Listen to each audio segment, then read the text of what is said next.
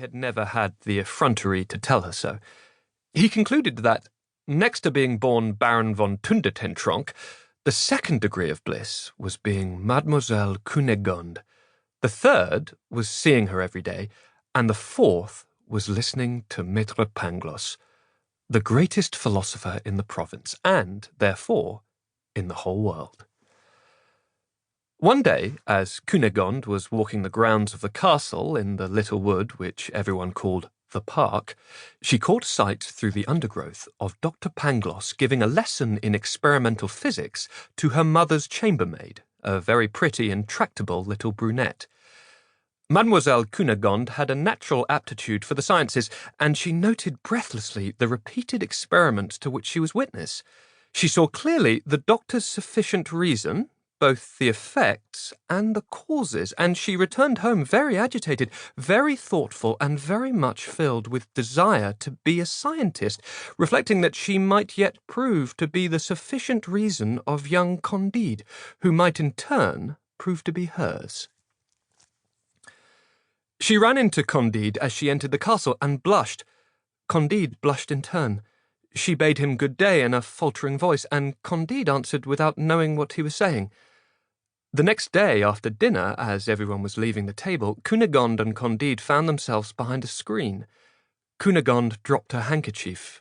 Candide picked it up. Innocently, she took his hand in hers. Innocently, the young man kissed the young lady's hand, doing so with a singular vivacity, sensibility, and grace. Their lips met. Their eyes blazed. Their knees trembled.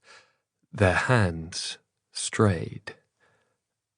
His Excellency, the Baron von Tundertentronck, happened to be passing near the screen, and, observing this cause and that effect, chased Candide out of the castle with great kicks to his backside. Cunegonde fainted. As soon as she came to her senses, she had her face slapped by the Baroness, and all was consternation in the most beautiful and delightful of possible castles. Chapter 2. What became of Candide among the Bulgars?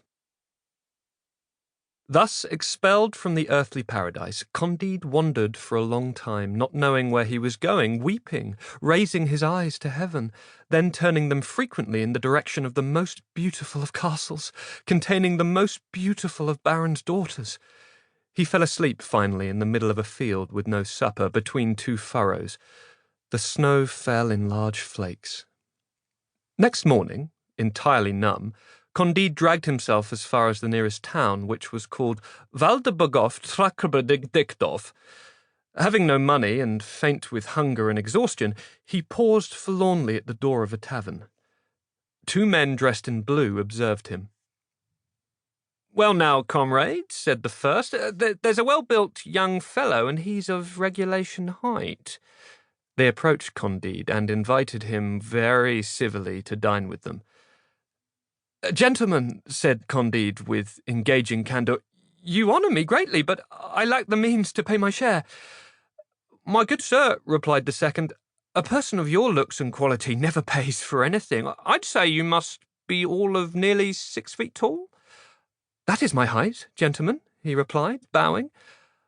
"Well then, good sir, sit yourself down and eat. Not only do we invite you, but we shall make sure that a gentleman like yourself does not go short of funds either. After all, we men are born to look out for each other." "You are right," said Candide. "That is what Pangloss always told me, and now I see clearly that everything is indeed for the best." They press him to accept several écus, which he takes and tries to make out a receipt. They refuse, and all three sit down to dinner. "Tell me," says the first, "do you not devotedly love—" "Mademoiselle Cunegonde?" replies Candide. "But of course, devotedly."